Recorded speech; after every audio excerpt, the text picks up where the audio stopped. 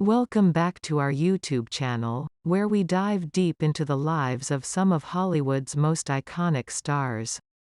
Today, we're going to explore the fascinating life and career of Humphrey Bogart, a legendary actor whose name is synonymous with classic cinema. From his early struggles to his rise as a beloved leading man, Bogart's journey through the golden age of Hollywood is a story worth telling. Early life and background. Humphrey DeForest Bogart was born on December 25, 1899, in New York City, into a prominent family with roots in theater and the arts. However, his childhood was marked by turmoil, as his parents divorced when he was young. This difficult upbringing would have a lasting impact on Bogart, shaping the complex characters he would later portray on screen. Early career. Bogart initially pursued a career in theater, but his beginnings were far from glamorous. He worked odd jobs, including as a stage manager and a shipboard entertainer. His breakthrough came in 1925 when he made his Broadway debut in the play, Drifting.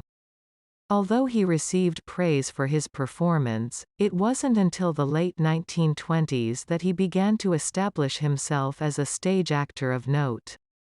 Transition to Hollywood. In the early 1930s, Bogart decided to make the move to Hollywood to try his luck in the burgeoning film industry. He began with small, often forgettable roles, often cast as a gangster or a villain. His unique voice, trademark lisp, and distinctive look set him apart from the typical leading men of the era. Breakthrough. High Sierra, and The Maltese Falcon. Bogart's breakthrough came in 1941 when he starred in High Sierra, a crime drama directed by Raoul Walsh. His portrayal of Roy Earle, an aging criminal with a heart, showcased his talent and charisma, earning him critical acclaim. The following year, he took on the role of Samuel Spade in The Maltese Falcon, a film noir classic that solidified his status as a leading man. Collaboration with Lauren Bacall. One of the most significant aspects of Bogart's life was his relationship with actress Lauren Bacall. They met on the set of To Have and Have Not in 1944 and fell in love. Their on-screen chemistry was undeniable, and they married in 1945. Their partnership continued with Key Largo, Dark Passage, and The Big Sleep. Together, they became one of Hollywood's most beloved couples. The Academy Award win. Despite his iconic roles, it wasn't until 1951 that Bogart finally received the recognition he deserved. He won the Academy Award for Best Actor for his role in The African Queen, where he played Charlie Allnutt opposite Katharine Hepburn. This win was a testament to his talent and the respect he had garnered in the industry. Legacy and final years. Humphrey Bogart's career continued to flourish in the 1950s with films like In a Lonely Place and Sabrina. Sadly, his health began to deteriorate due to years of heavy smoking and drinking. On January 14, 1957, at the age of 57, he passed away from esophageal cancer. Bogart left behind an enduring legacy in Hollywood. His films continue to captivate audiences, and his image remains an iconic symbol of the golden age of cinema. He was a complex and charismatic actor who brought depth and authenticity to his characters, from the tough-talking private detective to the morally conflicted gangster. Here are some fascinating facts about him. He was born on Christmas Day in 1899 in New York City, the eldest child of a prominent surgeon and a commercial artist. He served in the United States Navy at the end of World War I, and he later began a stage career in New York City playing juvenile roles in comedies. He scored his biggest triumph on Broadway as the ruthless killer Duke Manty in The Petrified Forest, 1935, which he reprised in the film adaptation the following year. He became a star after playing the cynical private detective Sam Spade in The Maltese Falcon, 1941, directed by John Huston, who became his close friend and frequent collaborator. He won his only Academy Award for his performance as Charlie Allnutt, the grizzled boat captain who falls in love with Katharine Hepburn's missionary in The African Queen, 1951.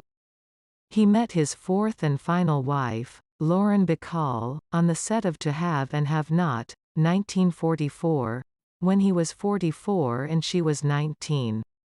They had a passionate affair and married in 1945. He and Bacall had 2 children, Stephen and Leslie, named after his character in To Have and Have Not and his friend and co-star Leslie Howard. He was an avid chess player, often playing on set between takes. During World War II, he played correspondence chess with members of the military posted overseas or in hospitals. The FBI intercepted this mail and thought he was sending secret codes to Europe. He was one of the founders of the Rat Pack, a group of actors and entertainers who socialized together in Hollywood.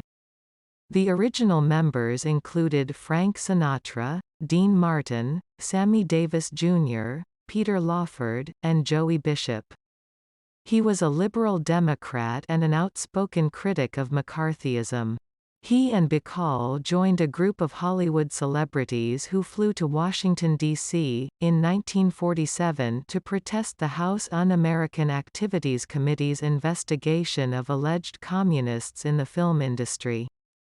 He was a fan of Ernest Hemingway's novels and starred in adaptations of To Have and Have Not, 1944, The Killers, 1946, Across the River and Into the Trees, 1950, and The Snows of Kilimanjaro, 1952.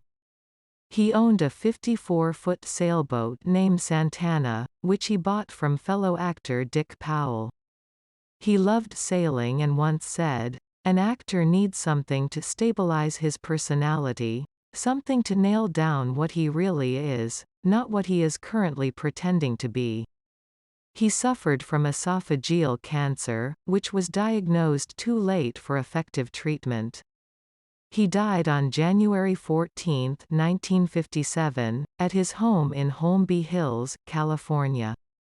His last words were reportedly, "I should never have switched from scotch to martinis." He was cremated and his ashes were interred at Forest Lawn Memorial Park in Glendale, California. Bacall put the gold whistle from To Have and Have Not, their first movie together, with him when he was cremated.